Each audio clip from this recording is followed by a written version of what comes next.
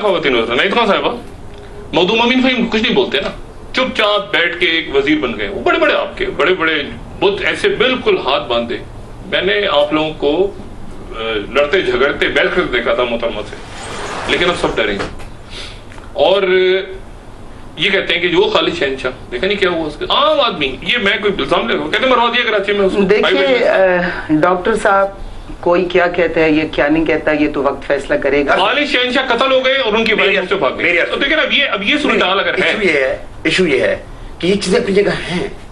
بات یہ کہ 18 اکتوبر کا واقعہ ہوا اتنا بڑا, 200 پاکستان پیپلز پارٹی کے کارکن اس میں شہید ہوئے. آج تو اس کی کوئی انکوائری نہیں ہوئی.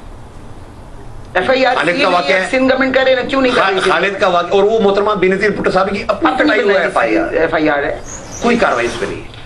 میں آپ کو ایک بات بتاؤں, یہ چیز جو ہے نا, اس چیز کو آپ نہیں دبا سکتے. میں آپ کو بالکل محترمہ بینظیر بھٹو صاحب کی شہادت, اس چیز سے کوئی بیک ٹریکنگ نہیں ہو پائے گی. جن ایشو پہ انہوں نے بیک ٹریکنگ کی ہے, آج تک بہت سے ایشو پہ انہوں نے ایک سٹینڈ لیا, اپنے ایڈوائزرز کی کہنے بھی یہ سٹینڈ لیا ہوگا نا یقینا. کچھ لوگوں نے ان کو ایڈوائز کیا ہوگا کہ آپ لڑ جاؤ, کچھ نہیں ہوگا, لیکن الٹیمیٹلی ان کو بیک ٹریک کرنا پڑا.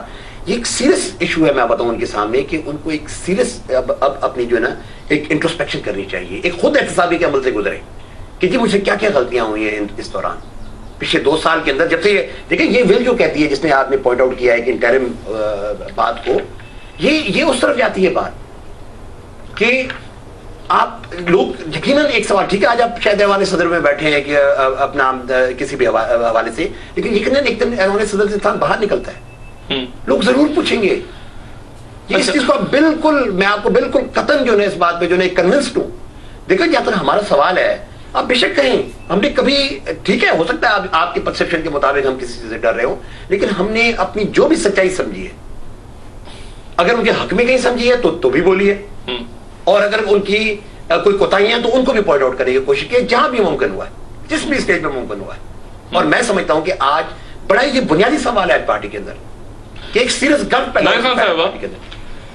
مشرف حکومت اور پیپلز پارٹی کی سیکیورٹی پہ ملبہ ڈالا ہے. سیکیورٹی انچارج تھے رحمان ملک صاحب, اور گاڑی کے اندر جو لوگ گئے, یہ بات میں پہلے بھی کہہ چکا ہوں, اس گاڑی میں مرسیڈیز میں جو لوگ نکلے وہ بچ گئے, یعنی ان کے قریب رہ گئے زرداری صاحب کے, اور جو محترمہ کے ساتھ رہ گئے ان پہ وہ کالا نشان لگ گئے.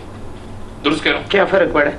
نہیں فرق تو دیکھیں نا, کسی سیاسی کارکن کی اس پہ کچھ فرق پڑ جاتا ہے اگر وہ نہیں. بے نظیر بھٹو صاحبہ کے ساتھ ہمیں اتنا بڑا آنر حاصل ہوا ہے, ہم نے ان کے ساتھ اپنی زندگی کے 25 سال گزارے ہیں. اس کے بعد وہ ساری زندگی اسی کو ہم یاد کرتے رہے, ہمارے لیے کافی.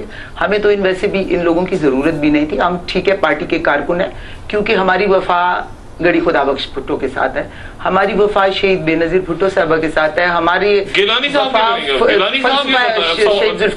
سوال یہاں پہ آ گیا کہ اب ذمہ داری کس کی ہے, گیلانی صاحب کی یا زرداری؟ دیکھیے بات اب ذمہ داریوں کی یا کس کی ذمہ داری ہے کس کی نہیں, سب کی ذمہ داری ہے. اس وقت پریزیڈنٹ آف پاکستان زرداری صاحب ہیں, پرائم منسٹر یوسف رضا گیلانی صاحب ہیں. میں پہلے بھی آپ کو کہہ چکی ہوں کہ اب ان کی مورل obligation ہے ان دونوں کی, حکومت پاکستان کو جو اس وقت ڈرائیونگ سیٹ پہ ہیں, اس جو رپورٹ کے اندر ان آنسرڈ کوسچنز ہیں, اس رپورٹ کے اندر سیکیورٹی نہ پرووائڈ کرنے کے مسئلہ ہے. آپ سے شروع کرتے تھے حقیقت, آپ تیار ہیں؟ میں تیار ہوں, میں نے پہلے دن کہا ہے کہ میں تیار ہوں. میں اصل قاتلوں تک پہنچاؤں گی, کیونکہ آپ سٹارٹ تو لو کہیں سے تاکہ کہیں قاتلوں تک پہنچ سکو. آپ سٹارٹ تو لو. آپ میں نے تو بہت پہلے والنٹیرلی کہا ہے کہ اگر یہ الزام, یعنی وہ